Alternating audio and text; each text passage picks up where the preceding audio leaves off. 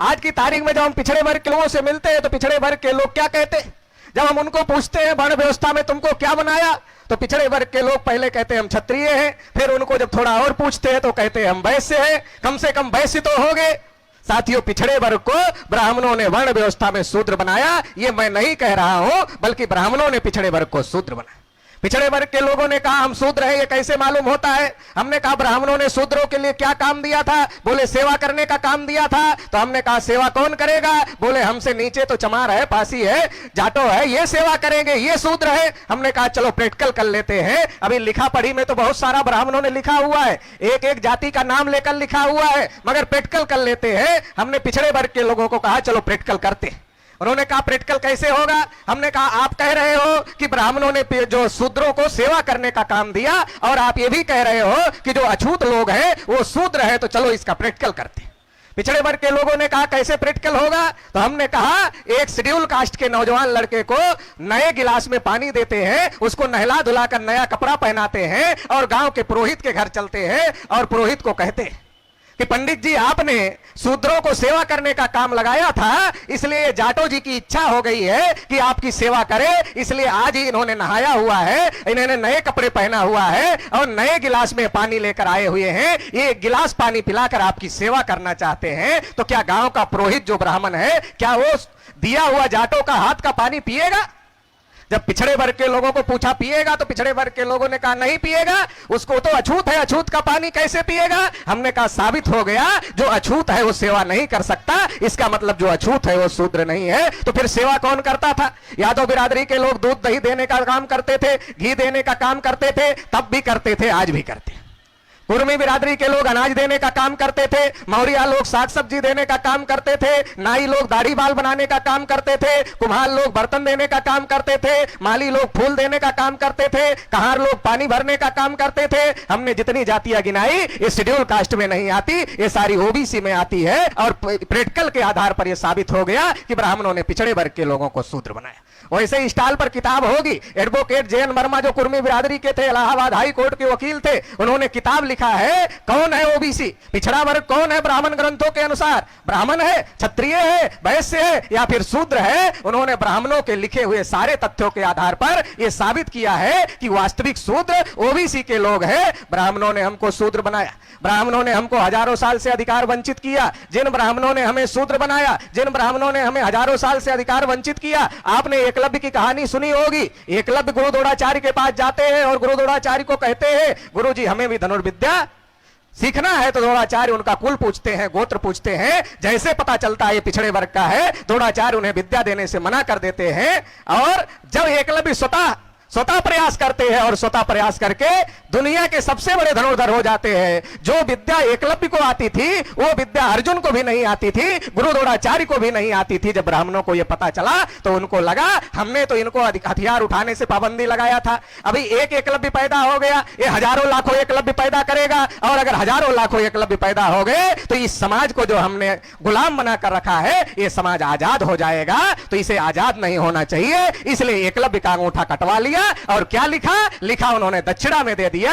जो आदमी दुनिया का सबसे बड़ा धनुर्धर था वो इतना बड़ा मूर्ख नहीं हो सकता था कि अपना अंगूठा दक्षिणा में दे देता, उसका ब्राह्मणों ने जबरदस्ती कटवा लिया होगा। साथियों, आज भी महाविद्यालय और विश्वविद्यालयों में वो द्रोणाचार्य बैठे हुए हैं, और वो द्रोणाचार्य क्या करते हैं? थ्योरी में एससी एसटी ओबीसी के लोग अगर टॉप कर जाए, मगर जब प्रैक्टिकल में उनको नंबर देना होता है तो सबसे कम नंबर देने का काम करते हैं। और जो भारत की सरकारें हैं वो सरकारें कौन सा पुरस्कार देती है गेम टीचर को? तो सबसे बड़ा पुरस्कार है द्रोणाचार्य पुरस्कार। इसका मैसेज क्या है? जैसे द्रोणाचार्य ने एकलव्य के साथ किया वैसे ही तुम लोग एससी एसटी ओबीसी और माइनॉरिटी के बच्चों के साथ करो। साथियों, समझना होगा, मैं पिछड़े वर्ग के लोगों को कहना चाहता हूं, पिछड़े वर्ग के लोगों को अपना इतिहास जानना होगा। और आपका इतिहास आपसे ब्राह्मणों ने क्यों छुपाया? क्योंकि हमारे पुरखों का संघर्ष ब्राह्मणों के साथ रहा। जब गांधी जी पैदा नहीं हुए थे तब 1848 में ज्योतिबा फुले ने ब्राह्मणों की गुलामी से आजादी के लिए लड़ाई लड़ी। ज्योतिबा फुले के बारे में हमारे लोगों को नहीं पता, माता सावित्रीबाई फुले के बारे में हमारे लोगों को नहीं पता है। छत्रपति साहू महाराज और बाबा साहब अंबेडकर मिलजुल कर लड़ाई लड़ने का काम कर रहे थे कि इस देश में एससी एसटी ओबीसी और माइनॉरिटी को हक हक अधिकार मिलना चाहिए, इसके लिए मिलजुल कर लड़ाई लड़ रहे थे। और इसलिए छत्रपति साहू महाराज ने बाबा साहब अंबेडकर को पढ़ने में मदद किया। कुछ लोग ऐसा सोचते हैं कि साहू महाराज ने मदद किया तो क्यों किया? क्योंकि एहसान करने के लिए किया, एहसान करने के लिए नहीं किया। बल्कि साहू महाराज ऐसा सोचते थे कि जो लड़ाई 1848 में ज्योतिबा फुले ने शुरू किया है, उस लड़ाई को आगे बढ़ाने के लिए पढ़े लिखे नौजवान की जरूरत है, और वो बाबा साहब अंबेडकर थे। इसलिए उन्होंने बाबा साहब अंबेडकर को मदद किया।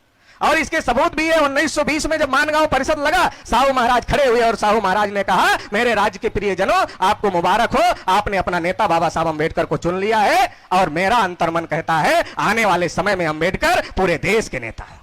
आज ब्राह्मण हमारे गली मोहल्ले में आता है तो क्या कहता है? अरे वो तो चमारों के नेता थे। हमें हम अपना इतिहास नहीं पता है कि बाबा साहब अंबेडकर और छत्रपति साहू महाराज मिलजुल कर लड़ाई लड़ रहे थे। उसी मंच पर जब बाबा साहब अंबेडकर बोलने के लिए खड़े हुए तो उन्होंने कहा, अगर छत्रपति साहू महाराज नहीं होते तो डॉक्टर अंबेडकर भी नहीं होते। मिलजुल कर लड़ाई लड़ रहे थे, इसलिए ब्राह्मणों ने छत्रपति साहू महाराज की हत्या की। हमें अपना इतिहास पढ़ना होगा।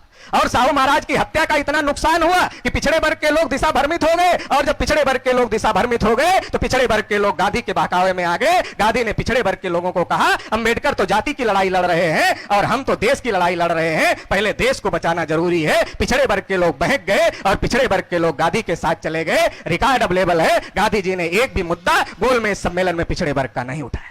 संविधान सभा में एक भी टिकट पिछड़े वर्ग को नहीं दिया। और जब सरदार पटेल को प्रधानमंत्री बनने का मौका आया तो सरदार पटेल के साथ धोखेबाजी किया और सरदार पटेल को प्रधानमंत्री नहीं बनने दिया। पिछड़े वर्ग के लोगों ने गांधी को साथ दिया, मगर गांधी ने पिछड़े वर्ग के साथ धोखेबाजी किया। जिस तिलक को आप अपना पुरखा कहते हैं, उसी तिलक ने क्या किया? उसी तिलक ने भाषण किया था, तेली को संसद में जाकर क्या तेल निकालना है, कुर्मी को संसद में जाकर क्या हल चलाना है, दर्जी को संसद में जाकर क्या कपड़े सिलने हैं। मतलब तिलक हमको संसद में नहीं भेजना चाहते थे। और जिस जवाहरलाल नेहरू को अपना नेता मानते हैं, अंग्रेज हमारी गिनती करते थे, उसी जवाहरलाल नेहरू ने हमारी पिछड़े वर्ग की गिनती बंद कर दिया। आज कुत्ते की गिनती तो होती है, भारत सरकार के पास आंकड़े हैं, देश में कितने पालतू कुत्ते हैं, कितने फालतू गलियों में घूमने वाले कुत्ते हैं, मगर देश में कितने ओबीसी है, इसके कोई आंकड़े उपलब्ध नहीं है। उस नेहरू ने हमारी गिनती बंद कर दिया। उस नेहरू ने कालेलकर कमीशन नहीं लागू होने दिया। तो जिन्हें हम अपना पुरखा मानते हैं, जिन्हें हम अपना नेता मानते हैं, उन्होंने हमारे साथ धोखेबाजी की। पिछड़ों को कभी मुसलमानों के विरोध में भड़काया जाता है, मुसलमान तुम्हारे दुश्मन है। पिछड़ों को कभी शेड्यूल कास्ट के विरोध में भड़काया जाता है,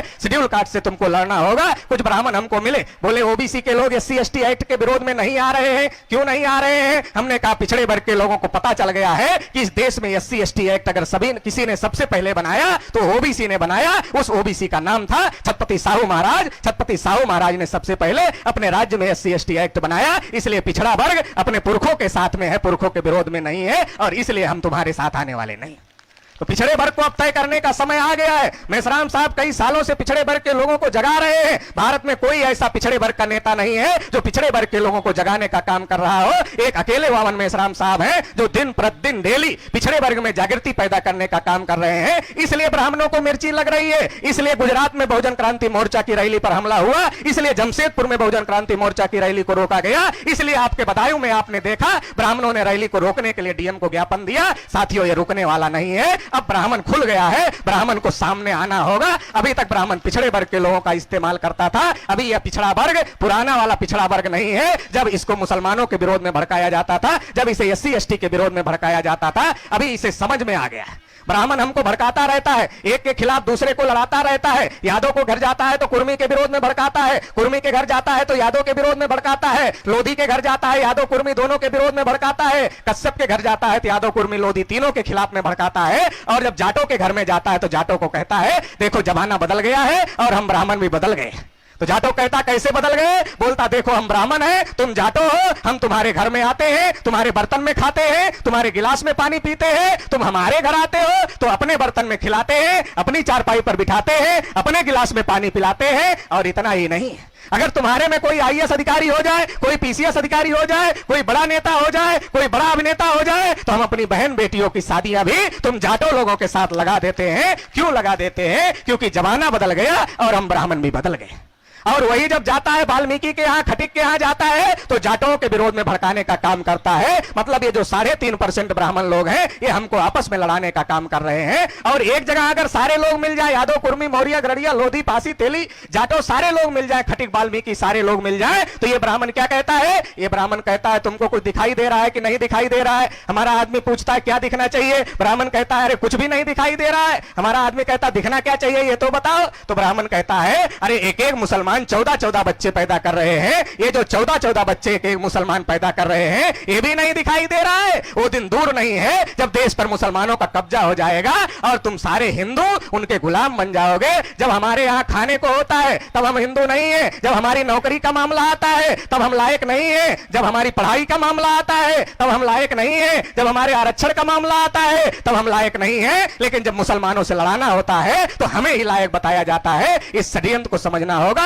3.5% का ब्राह्मण हमको हिंदू बना करके, हमारा समर्थन लेकर के देश पर राज कर रहा है और देश पर राज करके हमको गुलाम बना रहा है। हमें पता है सबका मालिक एक है, हमें यह भी पता करना होगा कि सबका दुश्मन भी एक है, और वो दुश्मन कौन है इसका पता लगाना इस देश में बहुत ज्यादा जरूरी हो गया। दुश्मन का पता लगाना इस देश में बहुत ज्यादा जरूरी हो गया है, क्योंकि सबको भड़काया जाता है कि तुम्हारा हिस्सा उसने खाया, तुम्हारा हिस्सा उसने खाया। मैं कहना चाहता हूं इस देश की विधायिका पर ब्राह्मणों का कब्जा है, इस देश की कार्यपालिका पर ब्राह्मणों का कब्जा है, इस देश की न्यायपालिका पर ब्राह्मणों का कब्जा है, इस देश की मीडिया पर ब्राह्मणों का कब्जा है। एससी का कोटा पूरा नहीं हुआ, एसटी का कोटा पूरा नहीं हुआ, ओबीसी का कोटा पूरा नहीं हुआ, माइनॉरिटी जो 33% था गुलाम भारत में वो 1.5% पर आ गया। क्षत्रियों को संख्या के अनुपात में नहीं मिला, वैश्यों को संख्या के अनुपात में नहीं मिला। अगर किसी को नहीं मिला इसका मतलब यह है सबका हिस्सा ब्राह्मणों ने खाया। अगर सबका हिस्सा ब्राह्मणों ने खाया तो सबका हिस्सा खाने वाला